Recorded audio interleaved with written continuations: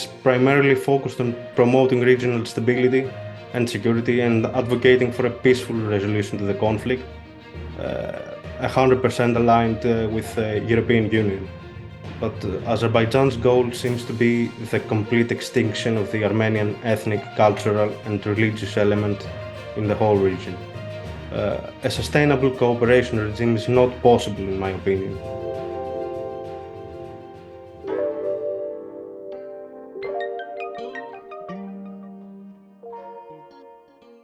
Conflicts have very strong implications for Greece's foreign policy interests, mainly in its relationships with neighboring countries and Greece's role in regional stability, as well as its increasing geopolitical influence in the wider region. Regarding the Armenian-Azerbaijani conflict, historical and cultural connections led Greece and Armenia to traditionally form strong ties. These ties are constantly strengthened with shared concerns about Turkey's regional influence. We know that Azerbaijan is aligned with Turkey in its policy everywhere. However, Greece seeks to maintain a constructive relationship with Azerbaijan as well, especially in the post-Ukraine era, given its prospects as an energy supplier and potential partner in infrastructure projects with Greece and the European Union. The recent conflict and its aftermath pose a challenge for Greece's foreign policy interests as it seeks to balance relationships with both countries. I think that Greece expresses support for Armenia's territorial integrity at every given time and condemns the use of violence while advocating for a peaceful resolution. I think that at the same time, it avoids to take sides or getting involved in the conflict directly in order to maintain balanced relations with Baku, although its policy, as said before, is aligned with that of Turkey against Greece and Armenia, of course. In the case of Russia's war against Ukraine, Greece tried to maintain a neutral stance and not take sides in the conflict, although Greece, given its membership in the European Union and NATO, has also expressed support for Ukraine's territorial integrity and provided Kiev with military material support as well as for a peaceful resolution to the conflict. Although Greece sought to maintain a constructive relationship with Russia as well, given its historical ties and economic relations, Greek and Russian relations are very strained in the aftermath of the Ukraine war. This poses a challenge for Greece's foreign policy interests as it seeks to balance relationship with both Russia and Ukraine. And I think that Greece tries to be mindful of relationship with all European Union members and NATO state members, and of course the United States.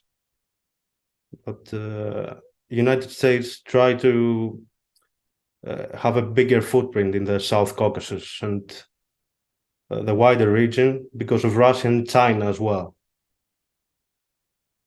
Greece has expressed concerns about the impact of the conflict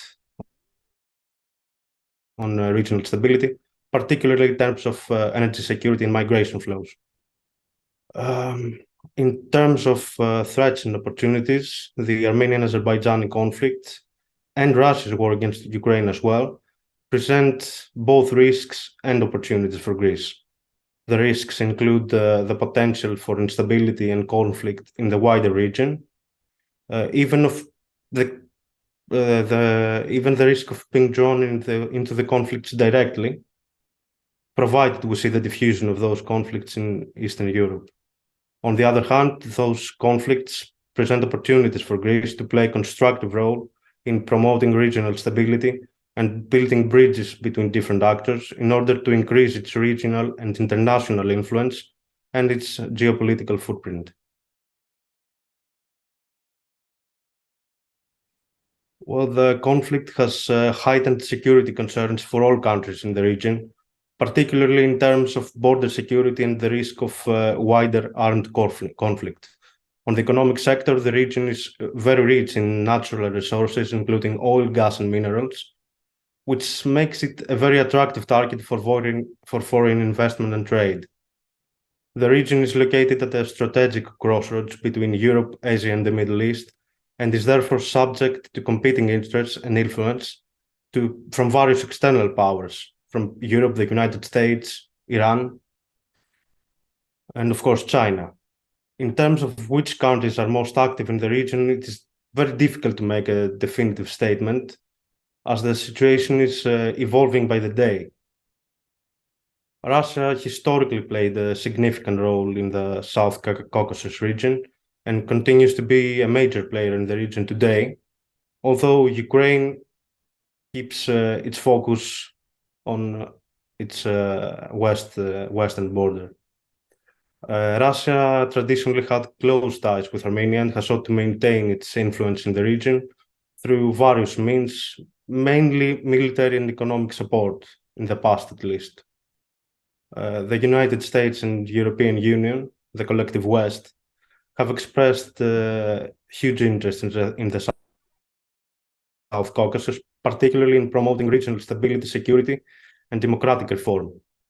Western countries have also been involved in mediation efforts to resolve the conflict peacefully and have provided aid and support to various countries in the region. But they failed to force Azerbaijan remove the ongoing blockade of the Lachen corridor, an act of terror and genocide for the people of Artsakh. Turkey has very close and historical ties with Azerbaijan and has provided significant military and economic support to the country, things that were critical for Azerbaijan's win in the 2020 war and its aggressiveness and expansionist policies since then. Turkey also has a strategic interest in the region given its proximity to the Middle East and its ambition to expand its influence in the wider region and become a leader of the Islamic and Turkish world. Iran is also a significant player in the region and historically had close ties with Armenia, while in the past it sought to maintain good relations with Azerbaijan as well. This is changing rapidly as Yerevan and Tehran are working closer and closer together, since no other countries are providing actual support to Armenia. As said before, Greece historically had close ties with Armenia based on shared cultural and historical connections.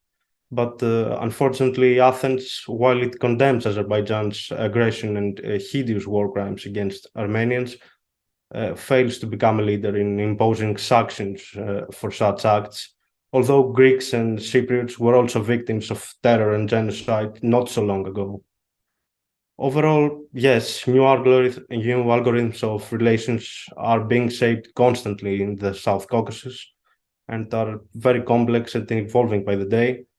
And they are subject to competing interests and influence from various powers, both internal, regional, and international. I believe that the coming years will be a period of rapid geopolitical changes and developments, but it remains to be seen.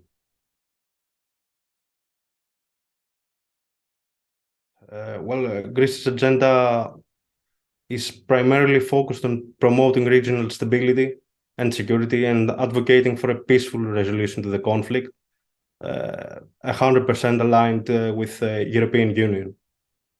In the aftermath of the 2020 Nagorno-Karabakh conflict, Greece has called for an immediate ceasefire and has urged all parties to engage in diplomatic negotiations to resolve the conflict peacefully. Greece has also expressed concern over reports of Azerbaijan's human rights abuses and war crimes committed during this conflict, and has called for a thorough investigation of these allegations. In terms of which countries Greece is most aligned with on this issue, it is difficult to say that it is aligned with any of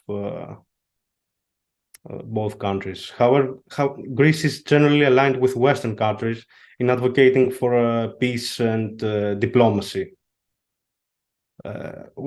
Also, being a member of the European Union, it has a stake in promoting European Union interests in the region, including supporting democratic values, human rights, and the rule of law. The rule of law as it is, as we know it in the West. In this context, Greece is likely to remain aligned with EU member states in promoting these values, not with Armenia nor Azerbaijan. Unfortunately, this includes tolerance of the authoritarian state of Azerbaijan due to the latter's energy plans with the European Union. Greece's support for Armenia appears to be limited to the development of bilateral relations and equidistant diplomatic rhetoric. Well, the broader geopolitical dynamics in the region forbid us to make any accurate predictions. But Azerbaijan's goal seems to be the complete extinction of the Armenian ethnic, cultural, and religious element in the whole region. A sustainable cooperation regime is not possible, in my opinion, at least in the foreseeable future, unless Baku complies with international law, opens the Latin corridor immediately, and renounces its claims against the Armenians of Nagorno-Karabakh and Armenia itself. Overall, the prospect for establishing a cooperation regime in the South Caucasus region is uncertain, but there are some recent developments that suggest that progress could be possible sometime in the future. However, it will likely require a sustained and concentrated effort by all parties involved, mainly the aggressors, Turkey and Azerbaijan, to address the underlying issues and build trust and cooperation.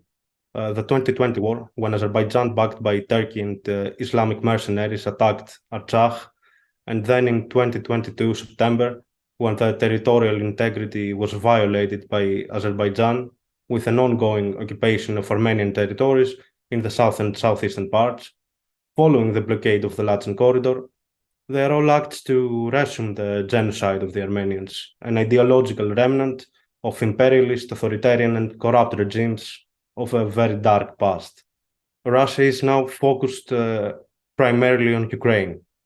It sees Ukraine as a war against the collective West and against what Russia is all about, religiously, ideologically, in every aspect. And that led Russia to lose influence in many regions, including South Caucasus and the Middle East. This is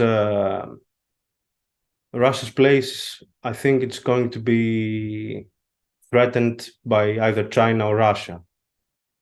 But I think that is a question mainly for international relations experts. Well, I was glad to see the International Court of Justice in the service of truth to call on Azerbaijan's government to stop the blockade in Artsakh and to do everything to ensure the unhindered movement of citizens and goods in the Latin corridor with Armenia. I believe that Armenia and Greece cooperation must be raised to a significantly higher level, the level of strategic cooperation, since we share common history, values, and ideas.